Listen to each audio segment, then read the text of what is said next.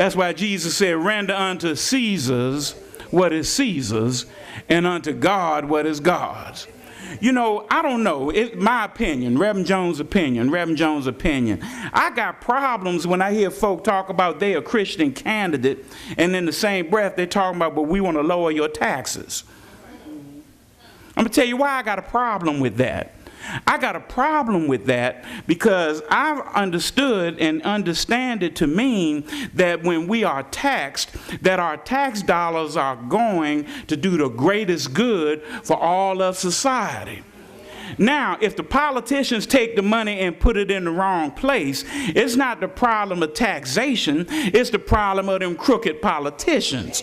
You need to change the politicians and not the system. You see, I have problems when folk go around and start talking in code, you know, talking about, oh, we want school choice. You know, I remember a time when they made us get on the bus and go to the white folks section, but they wasn't bringing no white folks into our section in the name of integration. In the process, they dismantled our schools, abandoned our schools, and then when they got to the point where too many of us were going over there to their schools, they went and started their own schools. Y'all know what I'm talking about. Now they done started their own schools, and they realized that if you're going to have quality education, you got to pay for it. Now, after they have started their own schools, because they don't want to go to school with us, they've got these things. Now they want the government to take money out of the public school system that they abandoned to support their school system, and then they want to say, oh, it's school choice. Don't fall for the okie doke.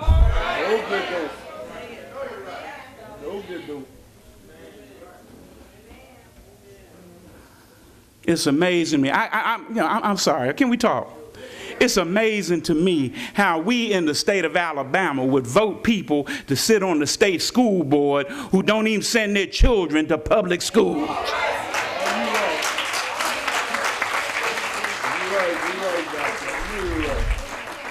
That's like asking Satan to come sit on the trustee board.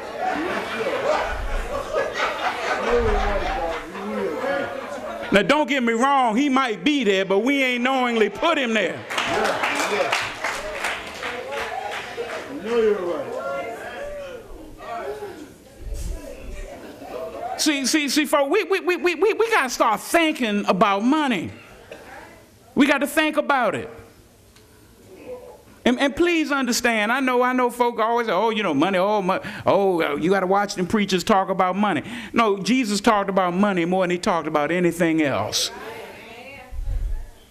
And then he put it in perspective. Because where your treasure lie, there your heart will be also. I'm almost finished. Because y'all, I got to deliver this. Because see, the final thing, Jesus told us about the principles about money, what he taught about money. He told us how money can be used legitimately. And then finally, he warned us about the dangers of the pursuit and the possession of money. Yes, sir. Now, granted, he never said money was bad. Matter of fact, the Bible says that money answereth all things. Y'all go look it up. Money answereth all things. Money's not bad, but when you start chasing money, and then when you get it and you want to hold on to money, then you done created problems. See, when you're chasing it, you see, you know, Jesus. Please understand, Jesus wasn't prejudiced against rich folk. Because the truth be known, you know, the disciples, half of them had money. I mean, they were fishermen. And what did everybody eat over there? Fish. So they had money. You know, they weren't poor. They walked away from it. Matthew was a tax collector. He had money. He got up, the Bible says, he got up from his table, left his money on the table. You know, these boys weren't in the soup line when Jesus called them. They had stuff. So, you know, Jesus wasn't prejudiced against rich folk, but he wanted folk to heed the warning about the perils associated with the pursuit